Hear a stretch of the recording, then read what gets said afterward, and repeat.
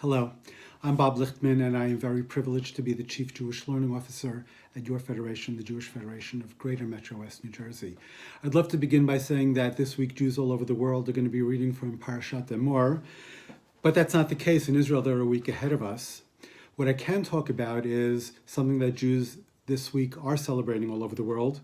They're observing the holiday of Lag BaOmer. Lag BaOmer is the 33rd day. Lamed Gimel are the Hebrew equivalent letters of the number 33. Lag BaOmer, the 33rd day in the counting of the Omer. The Omer is a period of 50 days, 7 full weeks between Passover and culminating in the holiday of Shavuot. For 33 days during this period of these 50, about 2,000 years ago, the sage Rabbi Akiva had an academy of somewhere around 24,000 Torah students. During this 33-day period, they all died. And it was a tragedy, it still is a tragedy, because we lost 24,000 versions of the Torah that we could have been learning from for generations and generations until this day. To commemorate that, Jews traditionally are in a period of semi-mourning. What does semi-mourning mean? It means not getting haircuts, it means not shaving, it means not having music, but really the music thing is much, much deeper. These are kind of symbolic senses of mourning, but a real profound sense of mourning is not the lack of music. It's the prohibition against getting married. Jews don't get married during this Omer period.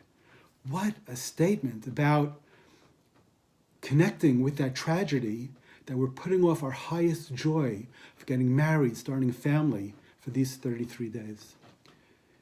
But on the 33rd day, the dying stopped. And so there's a celebration. People will shave, weddings will begin, and life will go on as normal until we reach the holiday of Shavuot on the 50th day. Why did those 24,000 students die? When a tragedy like this strikes the Jewish people, they get very reflective, and we begin to think there must be some deeper underlying meaning. The rabbis came up with a meaning. They said that although the students learned Torah, they didn't live Torah.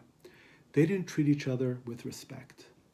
And because of that, because they didn't treat each other with the respect that one human being deserves from another, their Torah did not deserve to be perpetuated, and they perished. You know, there is actually a saying that relates to the parasha we're talking about, Parashat Emor. It's the last of several parashot, and the phrase is including all the names of the parashot.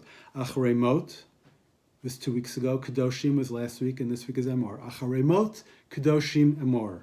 Which means in Hebrew, if you string it together as a phrase, it means, after someone dies, we say nice things about them.